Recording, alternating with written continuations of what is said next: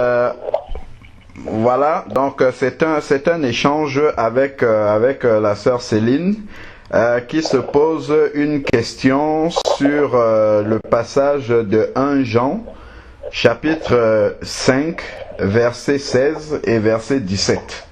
Donc le péché qui mène à la mort.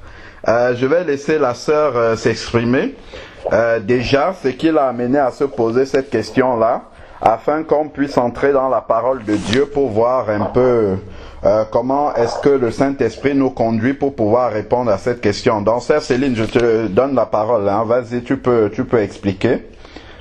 Oui, c'est un passage que j'ai toujours lu très longtemps, mais comme je sais pertinemment que le Seigneur a libéré toute la terre en envoyant son Fils, par le sang de son Fils, il a effacé, comme c'est écrit dans Colossiens 2, où il dit que tous les péchés ont été effacés, d'autres Bibles disent annulés, les actes qui ont été condamnés ont été annulés, effacés. Et moi je regarde sur la terre, je vais au niveau où je suis, je dis mais sur la terre il y a toujours le péché, mais le Seigneur encore il a dit je vous donne 49 fois x 7 pour le pardon du péché. C'est énorme quand même, et par jour. Et je reviens, je dis mais, et en plus il a encore dit, et puis après ça il dit pour le péché qui mène, sauf le péché qui mène à la mort. Et moi j'ai dit mais le péché qui peut mener à la mort, ça peut être quoi? Et à la fin, c'est après longtemps, des années, j'ai dit, mais peut-être c'est quelqu'un qui n'a pas cru en Christ. Parce que s'il vient, il dit que quand tu as cru en Christ, tu es mort déjà, tu as déjà reçu une mort. Tu es mort dans les eaux de baptême, ça c'est la mort, la première mort. Et maintenant, quand tu vis maintenant, tu ne vis plus, tu vis maintenant juste, c'est ta chair maintenant qui ira, mais tu es déjà mort en Christ, tu as déjà reçu, tu n'es plus la nature que tu étais avant. Donc, ça veut dire que quand tu n'es pas encore né de nouveau, tu n'as pas encore reçu, cette victoire-là de mort. Donc la mort-là que j'ai vue maintenant, pas mon niveau où je suis, je trouve que peut-être c'est quelqu'un qui n'est pas encore né de nouveau ou quelqu'un qui n'a pas encore connu Christ. S'il meurt, alors son péché, le péché qu'il a vu, comme il est dans le péché, son péché là va l'amener directement à la mort. Pas à la mort, donc à la mort ça veut dire dans le feu ardent. Et ça veut dire, oui pour moi ça veut dire que il n'a pas reçu, il a refusé de recevoir la bénédiction qui nous a été donnée sur la terre, le pardon du péché. Donc c'est comme ça que j'ai cru que celui qui n'a pas reçu Christ, alors il a le péché qui mène à la mort. D'accord. Donc si je peux résumer ta compréhension du péché qui mène à la mort, en résumé, c'est un mot, c'est l'incrédulité. Oui. L'incrédulité par rapport à Christ. Oui. Voilà, d'accord. Ok, bon, je vais prier et puis on va essayer de partager quelques versets dessus, parce que la parole de Dieu s'explique toujours par elle-même. Oui. Seigneur Père, nous voulons encore te bénir. Nous te rendons grâce et nous réjouissons dans ta présence pour ce moment de partage que tu nous donnes. Seigneur, tu as dit que ta parole est la vérité et que ton esprit nous conduira dans toute la vérité.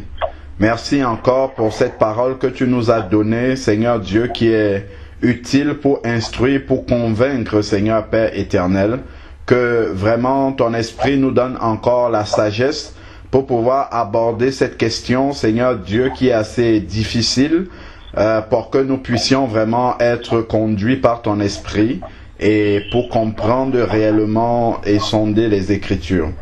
Père, que ton nom soit béni et que toute la gloire te revienne au nom de Jésus-Christ. Amen. Amen. Donc, je vais commencer par relire donc ce verset, ces deux versets dans 1 Jean chapitre 5, versets 16 à 17. Donc, il est dit, si quelqu'un voit son frère commettre un péché qui ne mène pas à la mort, qu'il prie et Dieu lui donnera la vie.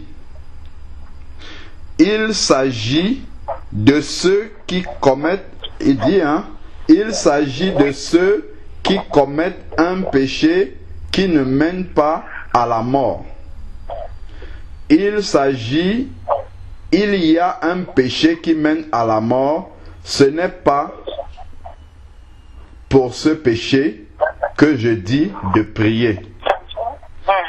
Toute injustice est un péché. Il y a un péché qui mène à la mort. Amen. Donc, il y a déjà un premier indice là quand on lit le verset 16 qui dit si quelqu'un voit son frère commettre un péché. Donc, on parle de frères et sœurs lorsque nous sommes comment? En Christ. En Christ, oui. Voilà. Donc, ça déjà, c'est un passage qui s'adresse à des personnes qui sont frères et sœurs en Christ. Sont frères. Bon. Donc, ça, c'est important déjà de comprendre cela. Donc, on parle de personnes qui sont en Christ, ici, là. Sont frères. C'est en Christ qu'on est frères et sœurs. Alors, donc, maintenant, le péché qui ne mène pas à la mort. Si il y a des versets d'abord qu'il faudrait lire pour comprendre comment est-ce qu'un péché peut ne pas mener à la mort. Si nous lisons dans Romains 6, verset 23, c'est assez surprenant quand même. Romains chapitre 6, verset 23, nous dit que le salaire du péché, c'est la mort. Donc, le salaire du péché, on ne nous dit pas que le salaire de certains péchés, c'est pas la mort, et le salaire de d'autres péchés, c'est la mort. Le salaire de tout péché, c'est la mort. Sans exception. Toute forme de péché est forcément en inimitié, c'est-à-dire que en contradiction avec la sainteté de Dieu. Donc ça nous mène à la mort, c'est-à-dire à la coupure avec Dieu. Parce que si on dit que certains péchés ne mènent pas à la mort, si on veut comprendre ça au sens littéral comme ça veut dire que certains péchés, on peut rester dans certaines formes de péché tout en étant en communion avec Dieu. Or, c'est impossible par rapport à la sainteté de Dieu. Parce que Dieu est totalement saint et aucune forme de péché ne peut s'approcher de Dieu. Comme, je crois que c'est Ésaïe 59 qui dit que ce sont nos péchés qui nous cachent la face de Dieu. C'est ça qui met une séparation entre nous et Dieu. Voilà. Donc, c'est...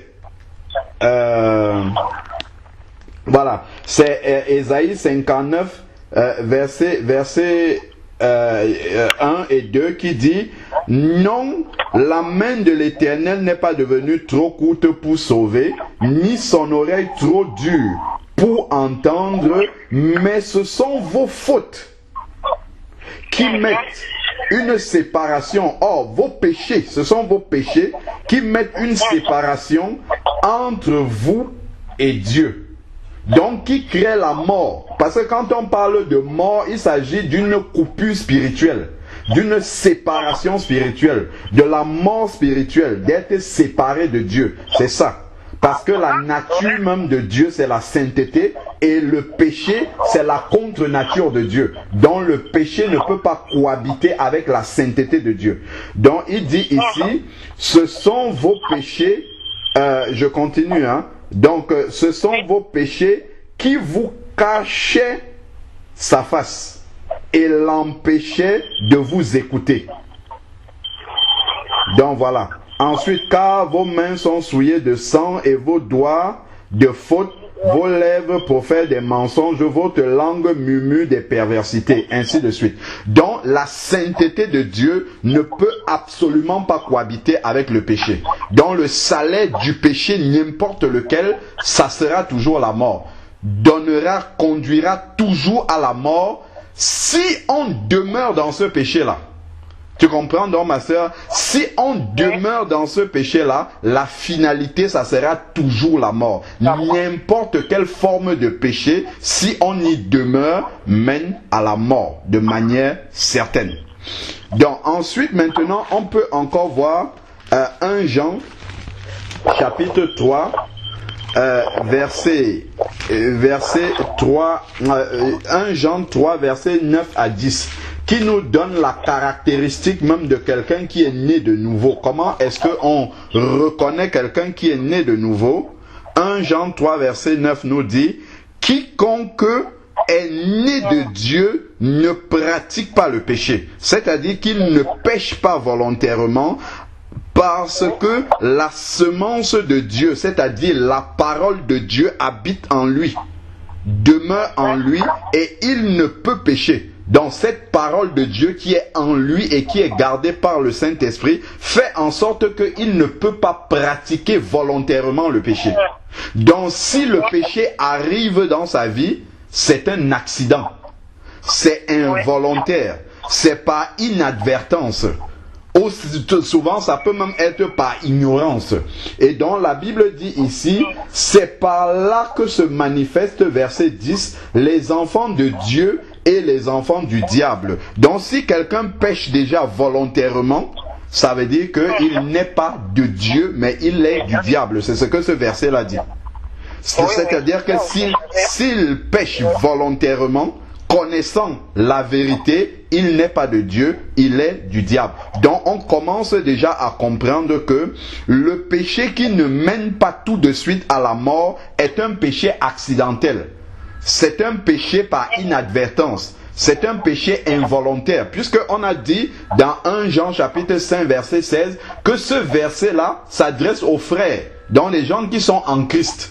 Donc s'ils sont en Christ, le péché qui ne conduit pas à une sentence immédiate, c'est-à-dire à une coupure immédiate de la communion avec Dieu, ce sont des péchés accidentels. Ce sont des péchés involontaires, ce sont des péchés par inadvertance ou bien par ignorance. Là, dans ce cas de figure-là, la Bible nous dit que nous devons avertir notre frère et prier pour lui. Parce que c'est quelqu'un, en fait, qui est en train de lutter pour sortir de ce péché-là. C'est-à-dire que si il a connaissance de ce péché, il se bat, il lutte, il crie à Dieu pour sortir de ce péché. Et là, maintenant, nous allons intercéder pour que Dieu lui donne la force, la capacité et renouvelle son intelligence spirituelle afin qu'il puisse avoir la victoire sur ce péché-là. C'est ça, en fait, que ce passage nous explique. Si nous lisons même dans 1 Jean 5, verset 18, il nous est dit également que nous savons que quiconque est né de Dieu ne pratique pas le péché. Donc ça, on a bien compris que il ne faudrait, si on est réellement né de Dieu, on ne peut pas pécher volontairement. Donc le péché qui ne mène pas tout de suite à la mort spirituelle, à la coupure d'avec Dieu, doit être un péché accidentel, par inadvertance ou bien involontaire. Ça peut être par ignorance aussi. Et nous avons Acte 17, versets 30 à 31, qui nous dit « Dieu sans tenir compte des temps d'ignorance ». Acte chapitre 17, verset 30 à 31 nous dit « Dieu sans tenir compte des temps d'ignorance annonce maintenant à tous les hommes en tout lieu qu'ils aient à se repentir. » Donc, puisqu'ils étaient ignorants, Dieu Dieu est prêt en fait à faire tomber la séparation qu'il y avait entre les hommes et lui. Parce qu'ils étaient ignorants. Donc, si nous sommes dans l'ignorance par rapport à un péché, Dieu peut encore maintenir, si nous sommes convertis, bien sûr, la communion avec nous, en nous conduisant à la vérité, en amenant la vérité jusqu'à nos yeux, pour voir comment est-ce qu'on va réagir une fois qu'on aura reçu la vérité. Verset 31, parce qu'il a fixé un jour où il va juger. Bon, ici, là, c'est le monde selon la justice par un homme qu'il a désigné et il en a donné à tous une preuve digne de foi en le ressuscitant d'entre les morts. Donc on a déjà une première compréhension vraiment de ce qu'est le péché qui ne mène pas à la mort, c'est-à-dire qui n'entraîne pas une coupure radicale de la communion avec Dieu. Voilà, ça c'est déjà comme ça qu'il faut comprendre cette phrase-là, et on a compris qu'il s'agit d'un péché accidentel par inadvertance involontaire. Donc ensuite maintenant, donc quand on dit que Dieu lui donnera la vie, nous sommes toujours dans 1 Jean chapitre 5 verset 16, il est demandé de prier pour que Dieu donne la vie à ce frère-là. C'est-à-dire que Dieu aide ce frère à sortir de cette situation de péché. En fait, c'est que Dieu va le conduire à la repentance. C'est ça. Cette prière-là va amener Dieu à le conduire à la repentance afin qu'il ait la victoire sur le péché. Parce que la repentance profonde va justement permettre d'être délivré en fait de la puissance du péché sur nous. Donc on peut voir par exemple dans 2 Timothée chapitre 2 versets 24 à 25.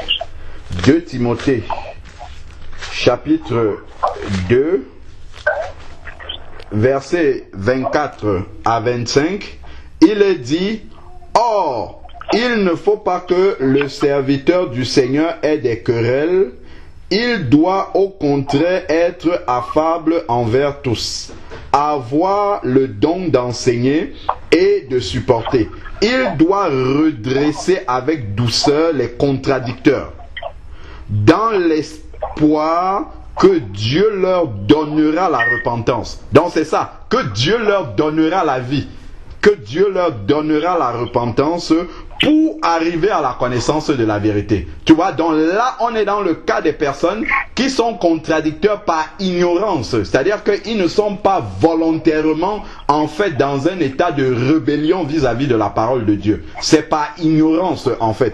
Donc c'est pourquoi ici là, il est dit que le serviteur de Dieu doit avoir cette démarche de redresser, c'est-à-dire de dire la vérité dans la douceur, pour que Dieu leur ouvre les yeux sur la vérité et qu'ils passent de l'ignorance à l'acceptation de la vérité.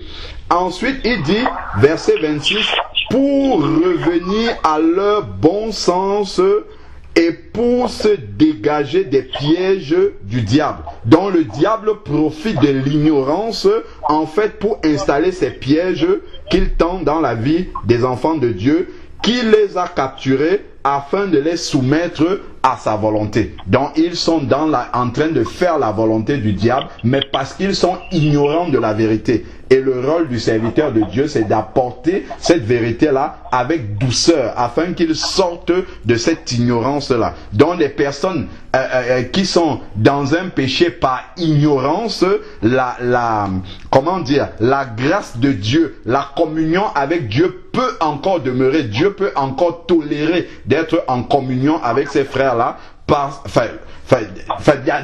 d'accorder sa grâce à ces frères-là, parce que ils le font par ignorance. Et maintenant, ce que Dieu va faire, c'est de les conduire dans la vérité. Dans le péché qui ne mène pas à la mort, à une coupure radicale de communion avec Dieu, c'est également le péché par ignorance. Si nous prenons maintenant Acte 11, verset 18, Acte chapitre 11, verset 18, Acte 11, verset 18. Il est dit, ce sont les saints qui étaient à Jérusalem, l'église de Jérusalem. Après avoir entendu cela, donc Pierre leur fait un rapport de ce qui s'est passé chez Corneille avec les païens. Après avoir entendu cela, ils se calmaient et glorifièrent Dieu en disant: Dieu a donc accordé la repentance aux païens afin que quoi? Qu'ils aient la vie. dont Dieu leur a donné la repentance afin qu'ils aient la vie, dont la prière pour un tel frère, pour une telle sœur, qui serait en train de commettre un péché qui n'entraîne pas une coupure radicale de communion avec Dieu, c'est-à-dire un péché qui ne mène pas à la mort. Dans ce cas-là, ce que Dieu va faire, c'est l'amener à la repentance pour qu'il ait la vie, c'est-à-dire la communion parfaite avec Dieu. Parce que même ce type de péché-là fait en sorte qu'on n'ait pas une communion parfaite avec Dieu. Même si Dieu tolère encore ces personnes-là dans sa présence parce qu'ils sont ignorants ou bien parce qu'ils sont dans un péché involontaire, accidentel, voilà, dans ce cas-là, la communion n'est pas quand même intime avec Dieu. Il y a quand même, comment dire, un problème. Et Dieu veut justement que ce qui empêche cette communion totale avec ces enfants-là puisse être renversé par la puissance de la prédication de la vérité. C'est pourquoi on a lu tout à l'heure le verset avec ce que le serviteur de Dieu doit faire. Ensuite, maintenant, lorsque on parle, on a bien compris, donc à contrario, le péché qui mène à la mort, c'est une transgression volontaire de la parole de Dieu. Donc c'est quelqu'un qui connaît la vérité et qui ne l'applique pas volontairement. Ce n'est pas qu'il lui en manque, qu'il lui manque, comment dire, de la ressource spirituelle pour avoir la victoire, mais c'est qu'il ne veut pas. C'est ça, transgression volontaire. Parce que là, on a bien dit que ce verset-là, de 1 Jean 5, 16, s'adresse aux frères, donc aux enfants de Dieu. Donc il est dit que c'est une transgression volontaire de la parole de Dieu et le désir de demeurer dans cette situation-là malgré les avertissements. Donc le Saint-Esprit va avertir cette personne-là plusieurs fois, mais la personne va décider de demeurer dans ce péché, de rester dans cet état-là. Là, on est dans le péché qui mène à la mort. Parce que le cœur est déjà endurci. Quand on est dans ce péché-là, on n'est pas dans l'ignorance. On est dans la rébellion. Rébellion, c'est quand il y a la connaissance de la vérité et une volonté délibérée de ne pas faire ce qui est en accord avec la parole de Dieu. Si nous prenons par exemple 1 Corinthiens chapitre 11 verset 28, 1 Corinthiens 11 qui parle du repas du Seigneur, on voit un cas là-bas. 1 Corinthiens 11 verset 28. Il nous est dit que chacun donc s'examine lui-même. Lorsqu'on prend le repas du Seigneur, on doit s'examiner soi-même. Et qu'il mange du pain et qu'il boive de la coupe. Car celui qui mange et qui boit, sans discerner le corps du Seigneur, mange et boit quoi? Un jugement contre lui-même. C'est donc, comme la personne ne s'est pas examiner elle-même alors qu'on lui a demandé de s'examiner, ou alors sait qu'elle est dans un péché volontaire et n'est pas en train de lutter pour sortir du péché, comme l'apôtre nous dit, en fait, dans la parole, que nous n'avons pas encore lutté jusqu'au sang contre le péché. Donc, si cette personne-là décide de demeurer comme ça et se plaît dans ce péché et vient prendre le repas du Seigneur, c'est un jugement que cette personne-là attire sur elle. C'est-à-dire que la manifestation de cette coupure avec Dieu va être évidente maintenant. Le jugement va se manifester concrètement et pratiquement. Et c'est ça qu'il dit dans le verset 32. C'est pour cela qu'il y a parmi vous beaucoup de malades et d'infirmes et qu'un assez grand nombre sont décédés par le jugement de Dieu. Parce qu'ils étaient dans un péché volontaire et le Saint-Esprit leur avait déjà averti là-dessus, mais ils ont décidé de demeurer dans ce péché-là, de ne pas sortir de ce péché-là, dont ils péchaient volontairement, dont cette séparation, cette coupure avec Dieu, cette mort spirituelle s'est manifestée totalement au travers du jugement. Donc ça, c'est le péché qui mène à la mort. Donc là, on ne peut même pas prier pour cela parce qu'on a déjà averti la personne. On lui a déjà dit et la personne refuse et demeure dans cette situation-là, là, ce n'est pas la peine de prier encore pour dire, Seigneur, aide-le à sortir, puisque Dieu ne peut pas nous délivrer de ce que nous affectionnons dans notre cœur. Dieu ne peut que nous délivrer de ce que notre cœur même rejette. Si nous ne rejetons pas quelque chose, Dieu ne nous en délivre pas. Parce que Dieu n'est pas un dictateur. Et comme la Bible nous dit, nous devons coopérer avec le Saint-Esprit justement pour qu'il puisse travailler à notre délivrance complète de tout ce que nous pouvons avoir encore comme bagage qui n'agrée pas à Dieu dans notre vie. Donc voilà déjà. Et ensuite maintenant il dit verset 31, si nous nous jugeons nous-mêmes, nous ne serions pas jugés. Mais par ces jugements, le Seigneur nous corrige afin que nous ne soyons pas condamnés avec le monde. Donc Dieu nous avertit en frappant certains comme ça au milieu de nous pour que ceux qui restent maintenant sachent que voilà ce qui va leur arriver s'ils demeurent dans le péché. Donc ça c'est encore l'amour du Seigneur qui se manifeste. Voilà encore une autre compréhension du péché qui mène à la mort. Matthieu 12. Matthieu chapitre 12, verset 31 à 32. Matthieu 12, verset 31 à 32. Là aussi, on a une compréhension du péché qui mène à la mort. Je lis Matthieu 12, verset 31 à 32.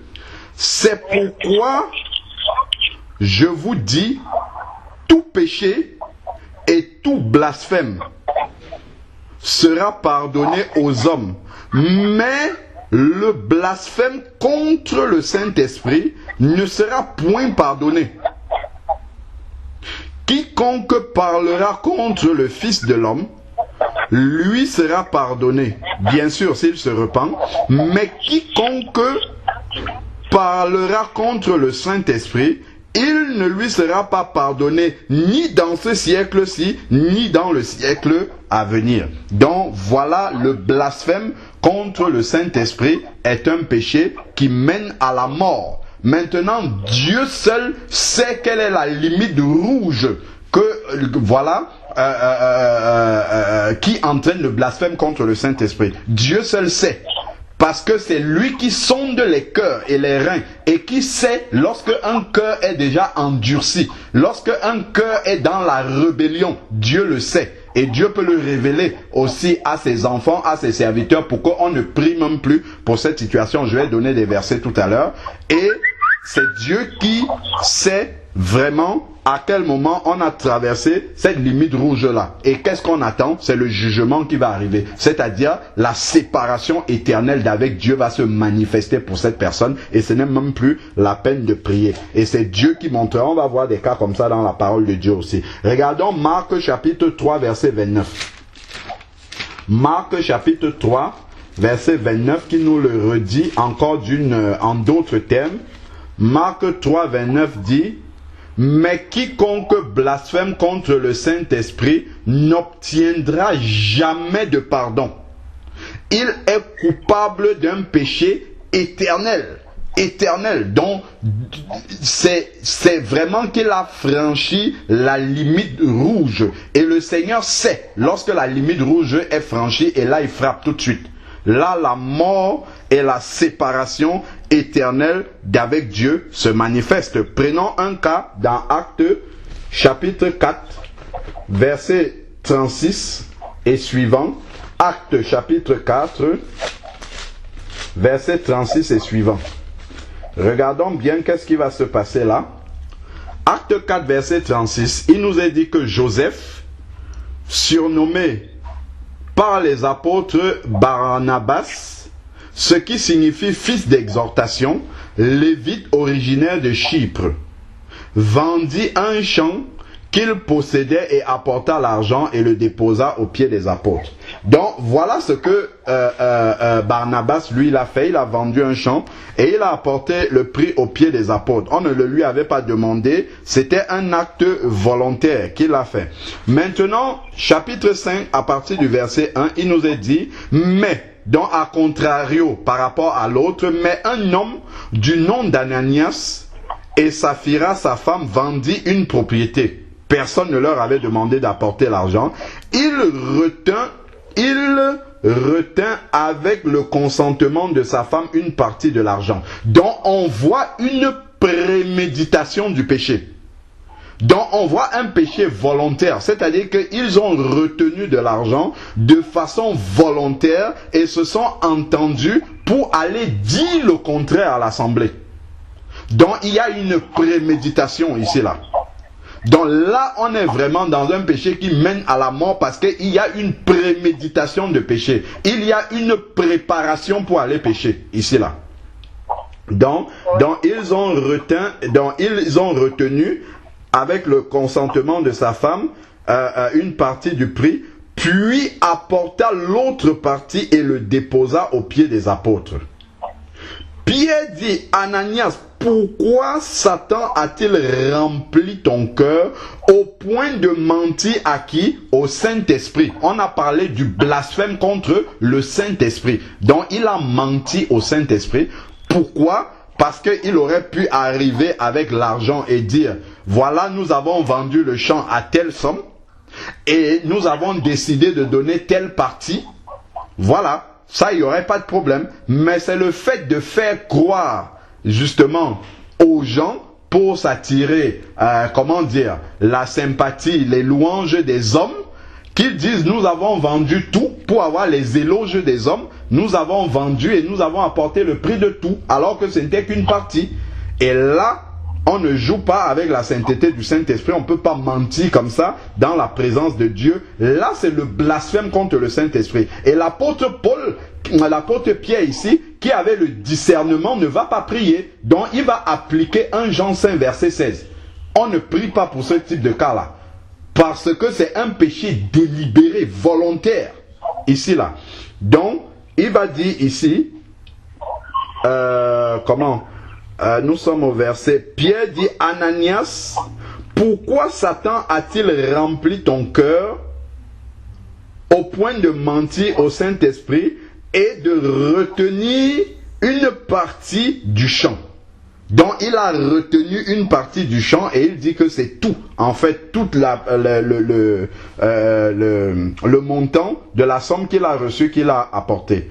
Lorsque tu l'avais, donc quand il avait l'argent, ne demeurait-il pas à toi? Donc il était totalement à ta disposition. Tu pouvais en disposer comme tu voulais, mais et après la vente, le prix n'était-il pas à ta disposition?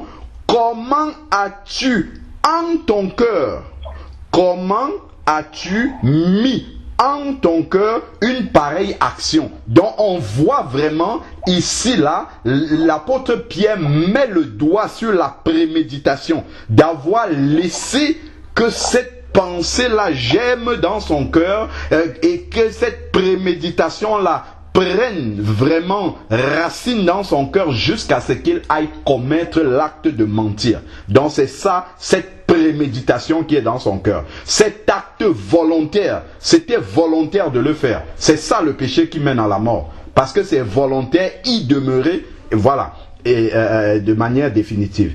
Alors, donc ensuite maintenant, ce n'est pas aux hommes que tu as menti, mais à Dieu. Blasphème contre le Saint-Esprit. Ananias entendit ces paroles et expira. Donc, tomba et expira. Donc là, ici, la Pierre n'a pas prié pour ça. Donc, il a juste dit, et puis immédiatement, la sentence de mort est arrivée. Mort physique et mort éternelle, mort spirituelle. Séparation éternelle d'avec Dieu. Parce qu'il meurt avec un péché non confessé. Donc, voilà comment nous avons une manifestation pratique ici là de le péché qui mène à la mort. Et c'est Dieu qui, par la bouche et le discernement qu'il a donné à l'apôtre Pierre, a permis de manifester que Ananias avait traversé la limite rouge. Parce que la préméditation était là. La volonté de transgresser la parole de Dieu était là. Transgresser la volonté de Dieu, elle était dans le cœur d'Ananias. Donc, la faute n'est pas mise ici là sur Satan, parce que Ananias a laissé Satan le séduire. Et ça, c'est la responsabilité de l'enfant de Dieu. Donc, Ananias entendit ces paroles, tomba et expira. Une grande crainte saisit tous les auditeurs. Les jeunes gens se levèrent, l'enveloppaient, l'emportèrent et l'ensevelirent. Environ 3 heures plus tard, sa femme entra sans savoir ce qui était arrivé. Pierre lui adressa la parole. « Dis-moi, est-ce à tel prix que vous avez vendu le champ ?» Oui, répondit-elle. Donc, ici, Pierre repose la question, dont elle est consciente que ce qu'elle dit, ce n'est pas la vérité, mais elle y demeure. Est-ce à un tel prix que vous avez vendu? Elle dit oui. Oui, répondit-elle, c'est ce prix-là. Alors Pierre lui dit, comment vous êtes-vous accordé? Donc Pierre met toujours le doigt sur la préméditation. Sur, comment dire, la préparation de la transgression de la loi de Dieu. Donc voilà, ils se sont accordés pour aller commettre le péché. Comment vous vous êtes accordés pour tenter l'Esprit du Seigneur? Blasphème contre le Saint-Esprit. Tenter l'Esprit du Seigneur. Voici ceux qui ont enseveli ton mari. Pierre ne commence pas à prier. Attends, on va te délivrer de l'esprit de cupidité ou de l'esprit de maman. Non, Pierre ne prie pas comme ça. Il a le discernement tout de suite que là c'est un blasphème contre le Saint-Esprit et il prononce juste la sentence avec le discernement de Dieu et cette sentence-là s'exécute immédiatement. Voici ceux qui ont enseveli ton mari sont à la porte, ils t'emporteront. À l'instant, elle tomba à ses pieds et expira. Les jeunes gens à l'entrée la trouvèrent. Il l'emportait et l'ensevelit auprès de son mari. Une grande crainte saisit toute l'Église et ceux qui apprirent ces choses. Donc on voit un exemple concret du blasphème contre le Saint-Esprit qui est aussi un péché qui mène à la mort. Donc continuons maintenant. Donc le péché qui mène à la mort est aussi le fait que après avoir eu la connaissance de la vérité, comme Ananias et Saphira, ils connaissaient la vérité, après avoir eu la connaissance de la vérité, on retourne à ce qu'on a vomi et on y demeure. Nous avons l'exemple, prenons Hébreux chapitre 6 versets 4 à 6. Hébreux 6 versets 4 à 6. C'est un rétrograde qui demeure dans dans ce qu'il a vomi. Il retourne à ce qu'il a vomi et il y demeure. Hébreux chapitre 6. Hébreux 6.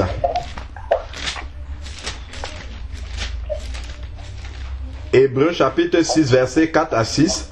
Quant à ceux qui ont été une fois éclairés, qui ont goûté le don céleste et sont devenus participants au Saint-Esprit. On a parlé du blasphème contre le Saint-Esprit. Le fait qu'ils ont reçu l'Esprit de Dieu en eux, qu'ils ont participé en fait aux bontés du Saint-Esprit, qu'ils ont goûté, verset 5, à la parole de Dieu et les puissances du siècle à venir, et sont tombés. Donc ils sont tombés, ils ont rétrogradé, et ils sont restés volontairement dans cet état-là. Ils sont restés dans cet état-là. La Bible nous dit, il est impossible de les ramener à une nouvelle repentance. Il est impossible. Pourquoi? Parce que l'endurcissement est déjà dans leur cœur. Et Dieu peut nous éclairer en nous disant, cela, ce n'est même plus la peine de prier pour eux parce qu'ils sont égarés.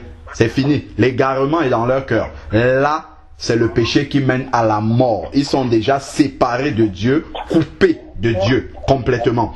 Donc, car ils crucifient de nouveau pour leur part le Fils de Dieu et le déshonore publiquement. Donc ils déshonorent le Fils de Dieu après avoir reçu la connaissance de la vérité. Ils le déshonorent volontairement. Ils connaissent la vérité, mais ils ont décidé de retourner à ce qu'ils avaient vomi. Et sachant que le salaire du péché c'est la mort, ils y demeurent quand même. Ils savent que ce n'est pas la volonté de Dieu, c'est pas ce que Dieu veut, mais eux ils demeurent sans avoir aucune volonté de sortir de là. Là, on est totalement dans le péché qui mène à la mort.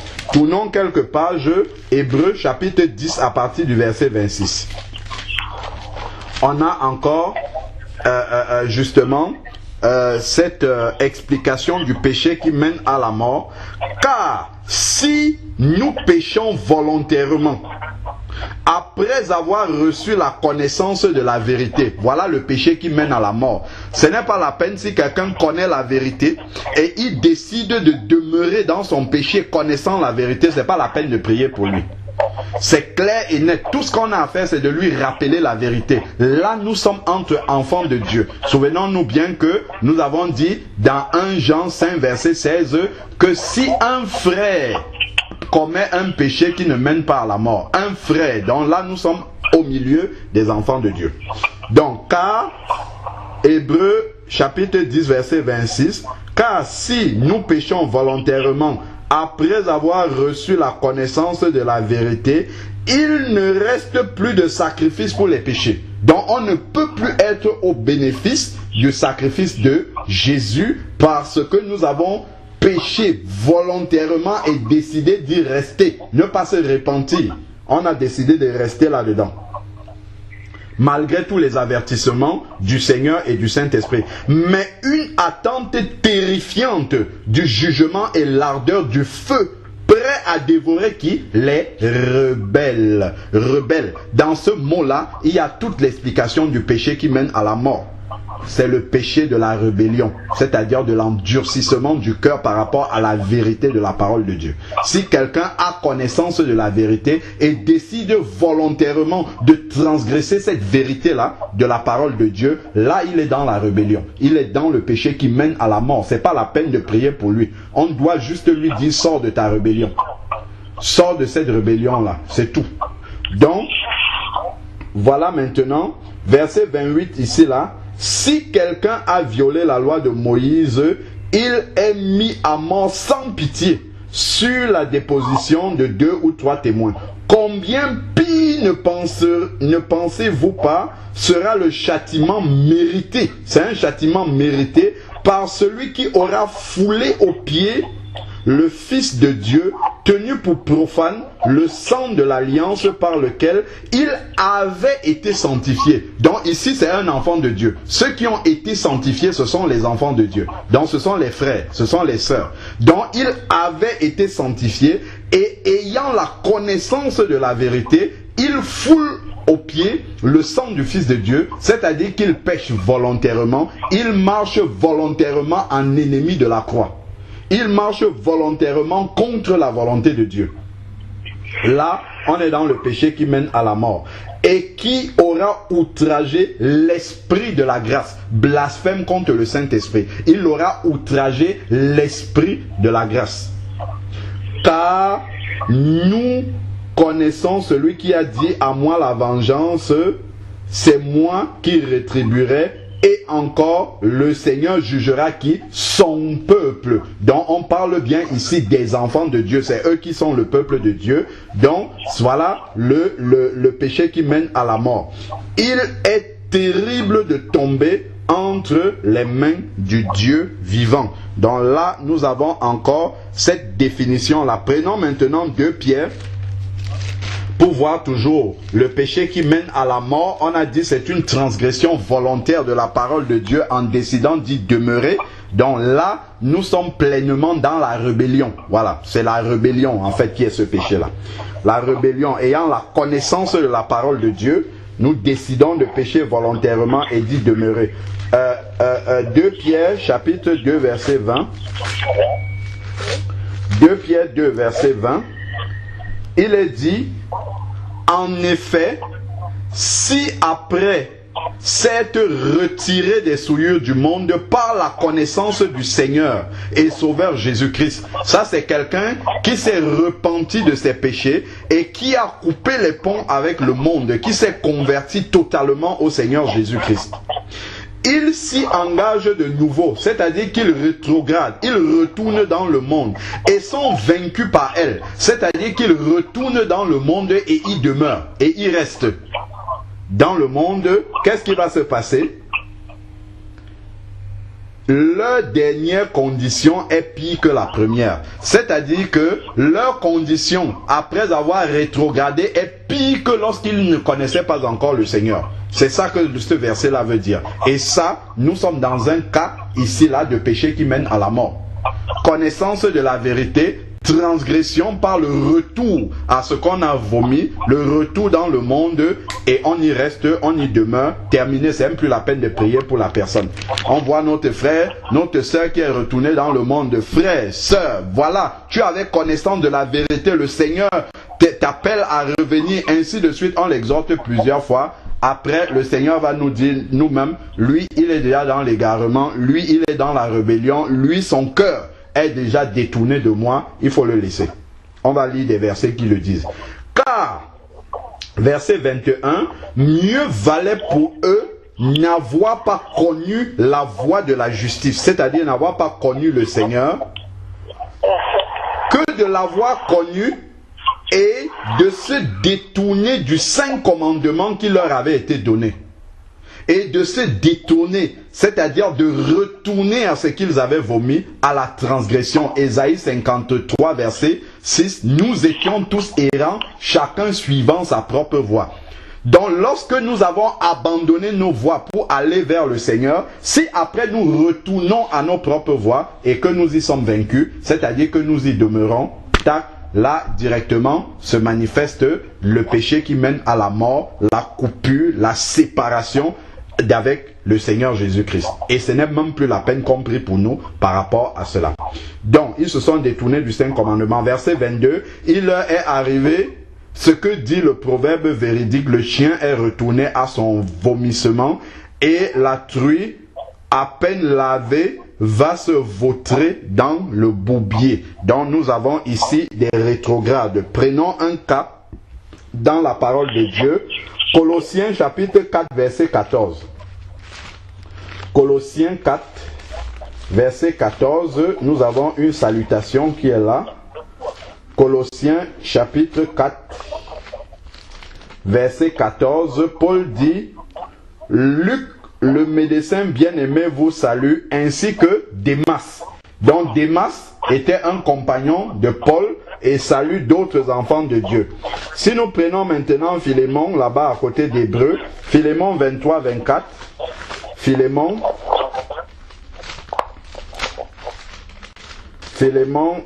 23-24, il est dit, Épaphras, mon compagnon de captivité en Jésus-Christ, te salue, verset 24, ainsi que Marc, Aristarque, Démas, Luc, mes compagnons d'œuvre. Donc Démas était un compagnon d'œuvre de Paul. Il était non seulement un enfant de Dieu, mais il était engagé dans le ministère avec Paul. Donc il avait toute la connaissance de la vérité. Maintenant, dans 2 Timothée 4, 10, Paul nous dit quelque chose. 2 Timothée chapitre 4, verset 10, c'est juste après Hébreux. Juste avant, autant pour moi. 2 Timothée 4, 10. Avant Philémon, Tite. Alors, 2 Timothée 4, verset 10. Il est dit, car Démas, celui qui était le compagnon de Paul, m'a abandonné. Pourquoi? Pour l'amour du siècle présent. Il est parti pour Thessalonique. Il m'a abandonné pour l'amour du siècle présent. Donc il s'est détourné du service du Seigneur. Il s'est détourné du Seigneur pour retourner à ce qu'il avait vomi. Il est clair que là, s'il y demeure, terminé, le péché qui mène à la mort s'abattre sur lui. Et Paul, la Bible ne nous dit pas que Paul a prié pour que Démas revienne. La Bible nous dit simplement qu'est-ce qui est arrivé là à Démas.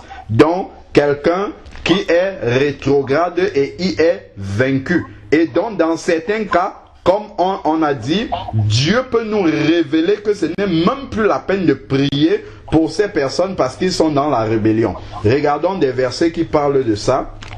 Jérémie chapitre 7. Jérémie chapitre 7, versets 15 à 16. Jérémie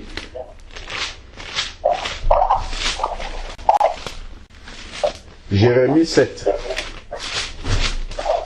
versets 15 à 16.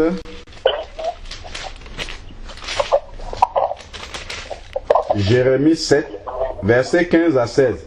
Nous dit, l'Éternel parle, je vous rejetterai loin de ma face, comme j'ai rejeté tous vos frères. Toute la descendance de qui? Éphraïm. Et toi, il parle maintenant au prophète Jérémie. Comme Dieu peut donner le discernement aussi spirituel à ses enfants, comme il a donné à Pierre. Et par rapport à Ananias et Saphira. Et toi, ne prie pas en faveur de ce peuple-là. Ne prie pas en faveur de ce peuple. N'élève pour eux ni cri ni prière. N'intercède pas auprès de moi, car je ne t'écoute point. Donc le Seigneur dit clairement qu'il ne faut pas prier. Pourquoi? Parce que si le prophète Jérémie prie, cette prière-là sera contre la volonté de Dieu. Parce que ces personnes-là ont commis un péché qui mène à la mort. Si on prie quand même, ça sera contre la volonté de Dieu. Or, les prières qui sont exaucées sont des prières qui sont selon la volonté de Dieu. On a bien des versets qui nous disent, si nous prions selon sa volonté, nous savons qu'il nous entend. Et s'il nous entend, nous savons que nous possédons la chose que nous lui avons demandée. Donc, on sait bien que c'est bien cela que la parole de Dieu nous dit. Alors, c'est dans 1 Jean chapitre 5, c'est juste au-dessus verset 14. Voici l'assurance que nous avons auprès de lui. Si nous demandons quelque chose selon sa volonté, il nous écoute. Verset 15. Et si nous savons qu'il nous écoute, quoi que ce soit que nous demandions, nous savons que nous possédons ce que nous lui avons demandé. Donc si Jérémie s'hasarde ici là, après que le Seigneur lui demande de ne pas prier à prier, il ne priera pas selon la volonté de Dieu. Et donc ne pourra pas être exaucé. Donc dans certains cas, Dieu dit clairement, ce cœur-là, il est déjà endurci. Ce n'est même plus la peine de continuer à intercéder. Il faut le laisser tranquille. Regardons maintenant toujours un cas aussi où Dieu parle, toujours dans Jérémie. Jérémie chapitre 11, on avance de quelques versets. Jérémie chapitre 11, verset 14, il dit,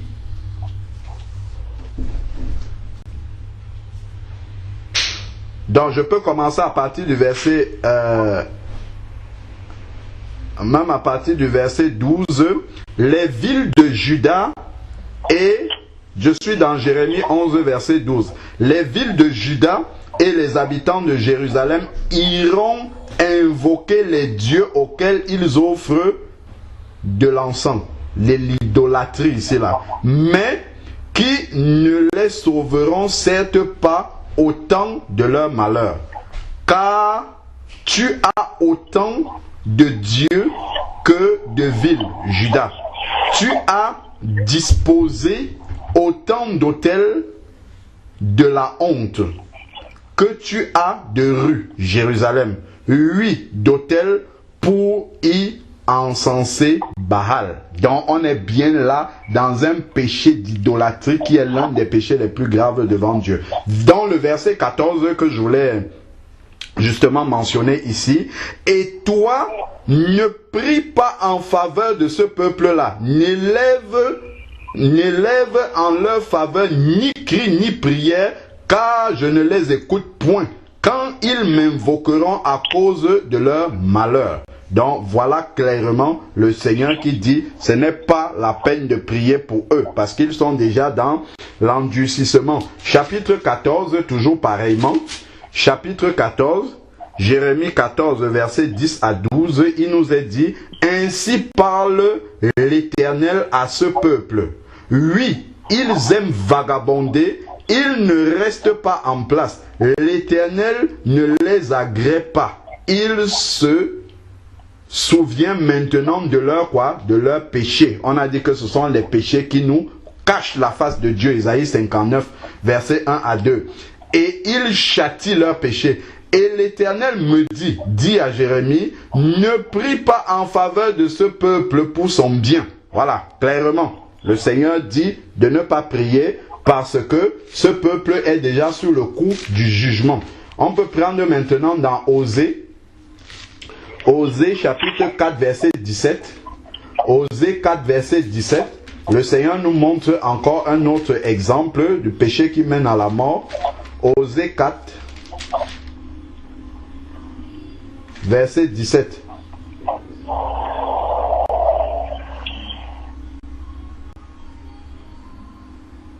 Voilà. Éphraïm est associé aux idoles, donc est dans l'idolâtrie. Il dit à Osée, laisse-le. Donc c'est pas la peine d'aller intercéder, d'aller même, parfois même dans certains cas, ce n'est même plus la peine d'aller parler à la personne.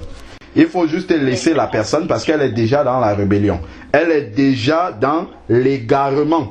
Elle est déjà perdue parce que le jugement, la séparation avec Dieu est déjà en train de se manifester là. Donc le péché qui mène à la mort, c'est vraiment un rejet volontaire et conscient de la vérité. Comme Israël, là-bas, Éphraïm savait bien, c'est encore Éphraïm une deuxième fois, savait bien que l'idolâtrie est condamnée totalement par Dieu. On a vu hein, dans les 10 commandements là qui étaient donnés dans Exode 20 sur le mont Sinaï. Donc voilà, ils transgressent en connaissance de la vérité. Ils vont s'attacher aux idoles alors qu'ils savent que Dieu est cela. Donc, ensuite maintenant, on a dit que le péché qui mène à la mort est aussi un rejet volontaire et conscient de la vérité en y demeurant. Et on peut voir comment Dieu manifeste cela ici là. 2 Thessaloniciens chapitre 2 verset 9 à 10. 2 Thessaloniciens chapitre 2. 2 Thessaloniciens chapitre 2 verset 9 à 11. L'avènement de l'impie se produira par la puissance de Satan, avec toutes sortes de miracles, de signes et de prodiges comment? Mensongers, basés sur le mensonge, avec toutes sortes de séductions, de l'injustice, pour ceux qui périssent parce qu'ils n'ont pas fait comment? Reçu l'amour de la vérité pour être sauvés. Donc ils n'ont pas aimé la vérité. Ils ont rejeté la vérité. La vérité est venue jusqu'à eux. Ils ont eu connaissance de la vérité et ils ont décidé de rejeter cette vérité-là. Et c'est pourquoi aussi Dieu leur envoie une puissance d'égarement. Ce n'est pas Satan qui envoie, c'est Dieu lui-même qui manifeste son jugement. Voilà le salaire du péché qui mène à la mort. Parce qu'on a rejeté volontairement, délibérément, consciemment la vérité. Aussi Dieu leur envoie une puissance d'égarement pour qu'ils croient au mensonge afin qu'ils soient jugés. Afin que soient jugés ceux qui n'ont pas cru à la vérité, mais qui ont pris plaisir à l'injustice. Donc ils ont préféré rester dans cette injustice-là. Et la puissance d'égarement s'est abattue sur eux. Donc, le péché qui mène à la mort, c'est un renoncement complet, un reniement définitif du salut en Jésus-Christ, de la volonté du Seigneur Jésus-Christ, soit par ses actions, soit par ses paroles, soit par les deux. Donc, ces personnes-là sont bien conscientes de ce qu'ils sont en train de faire. On n'est pas dans le cas de l'ignorance. Elles sont conscientes. Parce que justement, les enfants de Dieu pêchent si c'est par inadvertance, si c'est par accident, là on est dans le péché qui ne mène pas à la mort. Mais si on est dans une rébellion volontaire et délibérée, ça, on est dans le péché qui mène à la mort. Ce n'est même pas la peine de prier pour ça. Philippiens chapitre 3. Philippiens chapitre 3, versets 18 à 19.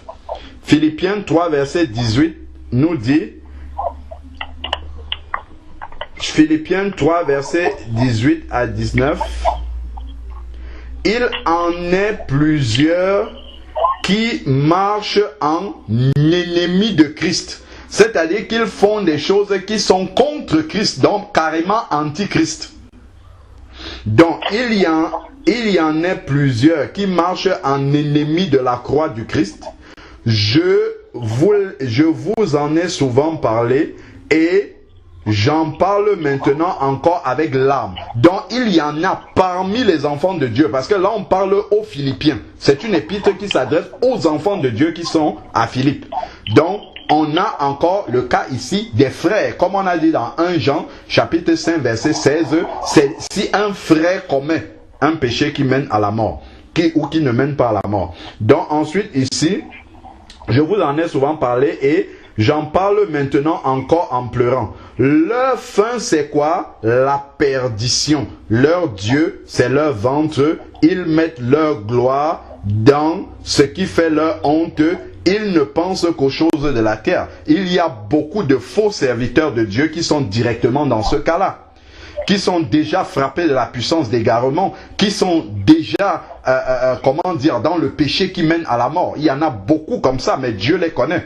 Dieu seul les connaît, et peut-être il donne le discernement aussi à certains enfants de Dieu, comme Pierre l'a eu pour Ananias et Saphira, que ceux-là sont déjà dans l'égarement, auquel cas il ne faut même plus prier, il faut s'arrêter de prier parce que c'est trop tard pour ces personnes-là. Elles sont dans une rébellion délibérée.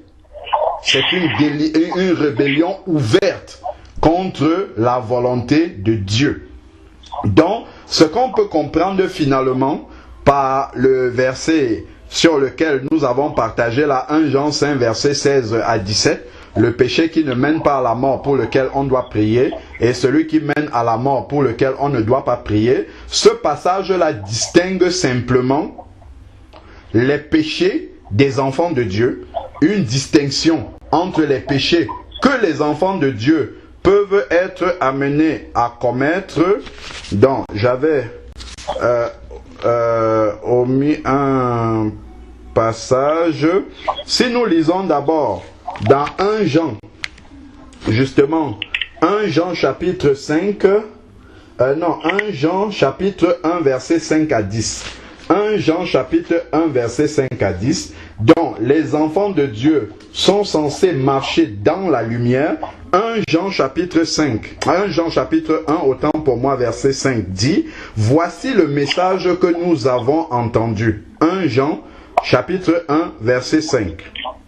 Voici le message que nous avons entendu de lui et que nous annonçons. Dieu est comment? Lumière, et il n'y a pas de ténèbres en lui. Donc si on pratique le péché, si on marche volontairement dans le péché, déjà il y a les ténèbres en nous. Donc si nous disons que nous sommes en communion avec lui et que nous marchons dans les ténèbres, nous mentons. Donc si nous marchons volontairement dans le péché, nous marchons dans les ténèbres. Et donc nous ne pouvons pas être en communion avec Dieu parce que Dieu est saint, comme on l'a dit dès le début, et il n'a pas de communion avec le péché. Nous ne pratiquons pas la vérité. Verset 7. Mais si nous marchons dans la lumière, c'est-à-dire que nous marchons dans la sainteté avec Dieu, nous sommes en communion les uns avec les autres et le sang de Christ nous purifie de tout péché. Donc si nous sommes en train de marcher dans la sanctification et qu'il nous arrive de pécher accidentellement, alors là nous sommes au bénéfice du sang de Christ si nous crions à lui. Nous avons bien lu dans Hébreux chapitre 10 verset 26 que si nous péchons volontairement, il n'y a plus de sacrifice, il n'y a plus la puissance du sang de Jésus pour nous délivrer. Donc il dit, si nous disons que nous n'avons pas péché, nous nous séduisons nous-mêmes et la vérité n'est point en nous. Donc, nous devons reconnaître lorsque nous avons péché. C'est-à-dire, nous ne devons pas y demeurer. Parce que si nous disons que nous n'avons pas péché alors qu'il y a des péchés dans notre vie, nous sommes dans la rébellion, dans le péché qui mène à la mort. Il dit, si nous confessons nos péchés, verset 9, il est fidèle et juste pour nous les pardonner et nous purifier de toute injustice. Donc voilà le péché qui ne mène pas à la mort. Si nous prions pour cela, la personne va se confesser, va demander pardon à Dieu parce que c'était par ignorance ou bien involontairement ou bien accidentellement que cet enfant de Dieu est tombé là-dedans. C'est le péché qui ne mène pas à la mort. Si, verset 10, nous disons que nous n'avons pas péché, nous le faisons menteur, et sa parole n'est pas en nous. Donc, nous avons dit en conclusion que 1 Jean 5, verset 16 à 17 distingue simplement les péchés qui peuvent arriver dans la vie d'un enfant de Dieu, soit par inadvertance, de manière inconsciente ou accidentelle, involontairement. Ce sont ces péchés et il est en train de lutter pour sortir de ces péchés-là. Dès qu'il en a connaissance, là, nous sommes dans le péché qui ne mène pas à la mort. C'est la conclusion. Je répète encore. 1 Jean 5, versets 16 à 17 distingue les deux formes de péchés qui peuvent arriver dans la vie d'un enfant de Dieu. Soit ce sont des péchés accidentels qui arrivent par inadvertance, par ignorance et involontairement. Et dès qu'il en a connaissance, il lutte pour sortir de cette situation-là. Bien évidemment, en commençant par se repentir, on est dans le péché qui ne mène pas à la mort. Donc, on peut prier pour ces personnes-là. Maintenant, la deuxième catégorie de péchés qui peuvent arriver dans la vie des enfants de Dieu, ce sont des péchés délibérés, qui sont commis délibérément, avec préméditation, par la rébellion volontaire à la parole de Dieu. Là, c'est le péché qui mène à la mort et on ne doit pas prier pour cela. Donc voilà en conclusion et en résumé vraiment ce qu'on peut dire sur ce verset-là, en espérant vraiment que le Seigneur nous a donné toute la lumière par rapport à ça. Donc Dieu même qui sonde les cœurs et les reins connaît les motivations du cœur et la rébellion qu'il peut avoir dans un cœur, et lui-même il est apte. Il est apte, c'est lui qui est apte à donner le discernement à d'autres enfants de Dieu pour savoir si quelqu'un est déjà égaré dans la rébellion ou bien s'il ne l'est pas encore. Voilà, donc comme on a pu voir Pierre manifester ce discernement-là, ou Paul aussi dans le cas de Démas et dans d'autres cas, où il a eu ce discernement-là. Donc voilà un peu comment personnellement l'Esprit de Dieu me conduit à comprendre ce passage-là. Amen. Amen. Seigneur Père, nous voulons te prier encore pour ce passage que tu nous as donné de partager ensemble ce soir avec l'aide de ton Esprit. Nous te prions, Seigneur Dieu, de nous donner toujours de juger les pensées de nos cœurs par ton esprit que tu as mis en nous, afin, Seigneur Père, de ne point tomber, Seigneur Dieu Tout-Puissant, dans les péchés qui mènent à la mort.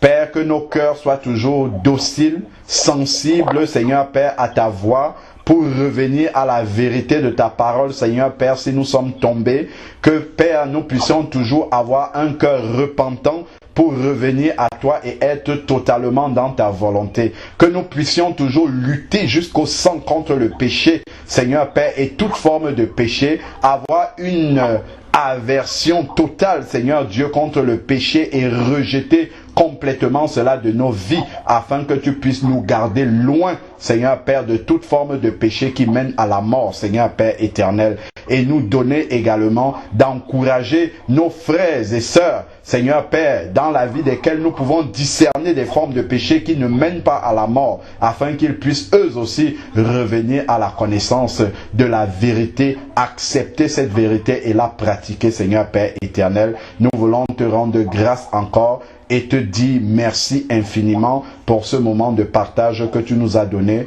Au nom de Jésus-Christ. Amen. Amen. Amen. Voilà, j'espère que tu as été éclairé par ce passage. Pardon? Ça a été très très bien éclairé. Amen, amen. Je suis sortie avec ma Bible comme ça parce que j'ai pas bien dormi. J'ai eu beaucoup de menaces toute la nuit et je n'étais pas contente avec le Père.